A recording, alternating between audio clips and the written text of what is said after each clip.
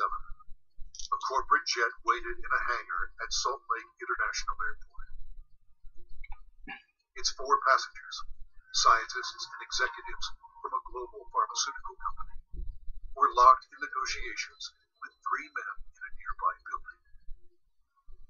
They started getting on the phone about noon back east, and they kept doing that, and about 2 o'clock they walked in the room and said, okay, we're convinced you've got something here, and it's significant enough that we will write you a check big enough that you won't want to talk to anybody else.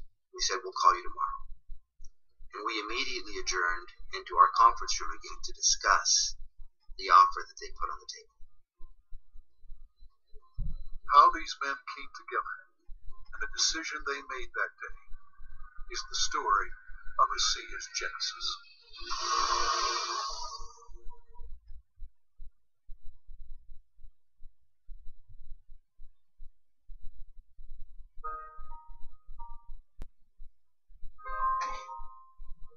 A lot of people have fathers that teach them sports.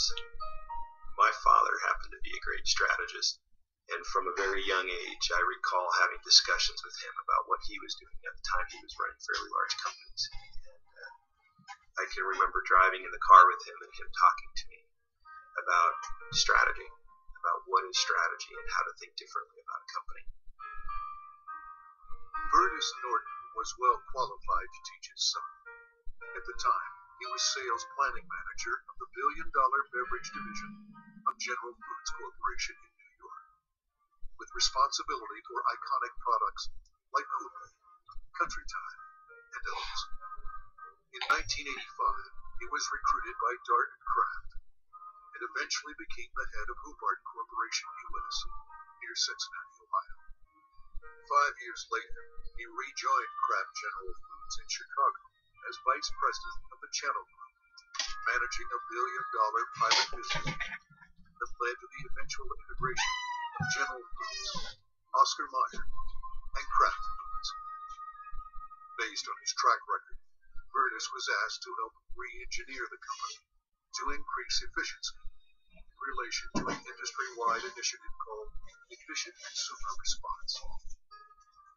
In the subsequent 3 years, Kraft's ECR, or efficiency rating, moved from 10th to first place. I've known Burtis for over 25 years, and it was apparent to me immediately that here was a very special man. A man that had wonderful ethics, great business strategies, enthusiasm.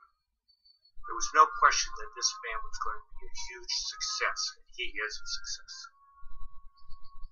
Burtis retired from Kraft at age 57 and moved to Park City, Utah.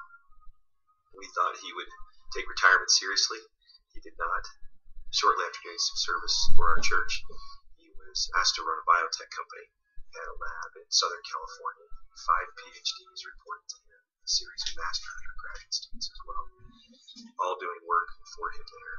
And he ran that for 4 years, and we thought he was done. But Burtis Norton was not done. Through his son Tyler, Burtis was introduced to another biotech company and invited to become a member of their board. I recall coming to the house one afternoon only to find books strewn about his desk, chemistry and biology books, and I said, "Now what in the world are you doing now?" And he proceeded to tell me that he had been invited to sit on the board of this company that had an incredible technology. And I do recall him saying that they don't know exactly what they have. And that's an invitation to my dad. He's going to figure it out. He's a puzzler. I was intrigued until they told me it was made from salt water. And I told them this doesn't sound right. And you're going to have to convince me it's real. They said, well, they said, we have a lot of research, and we'll give you some of the best research you can look at it. And after running a lab and having my association with these people for 4 years, I knew what to look for. And I went through the science, and it was good, defensible science. Then they gave me a list of people to call, and I was calling Harvard, UCLA, University of Washington, University of Indiana, major labs across the United States, and everyone I talked to raved about the product, the way the company was intending for it to be used. And also they raved about the fact that you could drink this product and get benefit from it. At the time, The product could only be produced in limited quantities, highly unstable. It had to be used within minutes of production. But seeing the strength of the product, Virtus agreed to join the board of directors. As soon as I did that, they said, we're going to give you one of these devices to put in your house. I'd like you to become familiar with that. I started drinking the product that was made in this device, and my thinking cleared up. I had more energy. I felt better than I had for years. And now, keep in mind, I was in my 60s at that time. And I thought, holy cow, what is this? So I went to the first board meeting and found out that they were flat out of money. They were $1 million in debt. We said, let's see if we can help them find money. We tried not. Eventually, the company folded, and they actually merged it with another company, an energy company. When that happened, that company started selling off assets. Meanwhile, a family in New Hampshire was embarking on a major change. Jim Pack had been a highly successful consultant in the telecommunications industry. His son, Joe, had secured a position on the United States ski team. Wanting Joe to achieve his dreams, the family moved to Park City to allow Joe to train with the U.S. freestyle team for the 2002 Winter Olympics. So I'm living in a subdivision in Park City, Utah, and after a few years, another gentleman moves in a few houses up from me. This gentleman was named Virtus Norton. Now, Virtus and I became good friends, and actually we became good golfing buddies. I quickly came to realize that Virtus was something special in terms of his training, his business skills, his analytical ability, his integrity. Everything about Virtus was so much better than any executive, including governors or attorney generals, that I'd ever worked with. He was so competent. I was impressed. I made the decision on the golf course as we golfed, week after week. I said, I'm going to do something with this guy. One day we're golfing on the Park City Municipal Golf Course, and he's saying, I'm sitting on the board of this got a terrific product. I use the product. I've just found phenomenal results with this product, but the company's really mismanaged.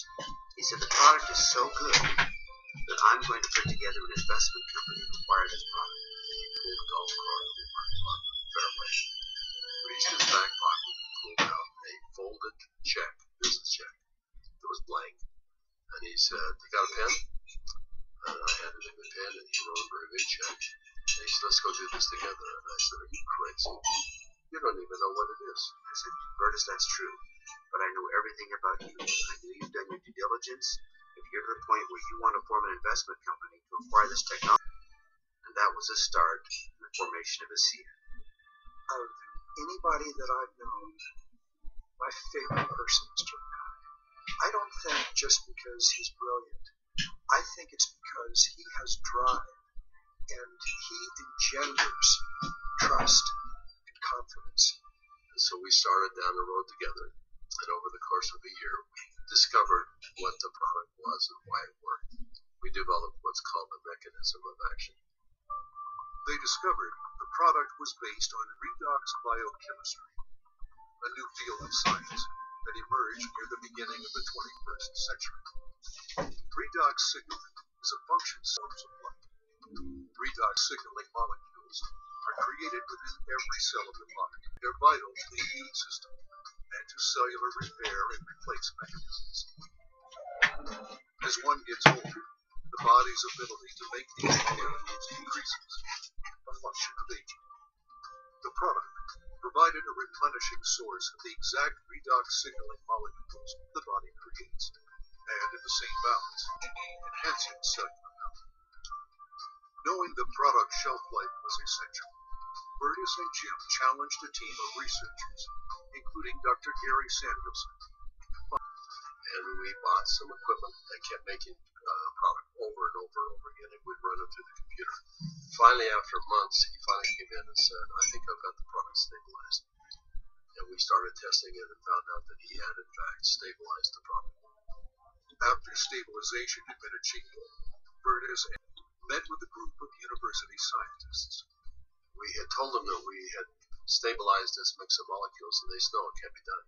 And we said, no, we have done it. And they said, no, it can't be done. And they were so adamant that they were slapping the table. And we said, well, wait a minute. We'll come back tomorrow and show you the product. So we took the product back the next day. said, this is stabilized, 3 dots, signals in the same button, stabilized. And they said, how in the world did you do this? So one of the big breakthroughs is the fact that we can stabilize molecules that you're not supposed to be able to do that. The molecules in the sea are supposed to be bleeding. They should all return to salt water in just a matter of minutes and become cool. Meanwhile, Bertus's son Tyler had arrived at the pinnacle of his career in the financial services business. His father took occasion to explain to him the technology he and Jim Pack had acquired. He said to me, this is the product. He reminded me it was made from salt. At church the following Sunday, I was discussing some of the challenges of some of the members of our congregation. And I had a neighbor friend that we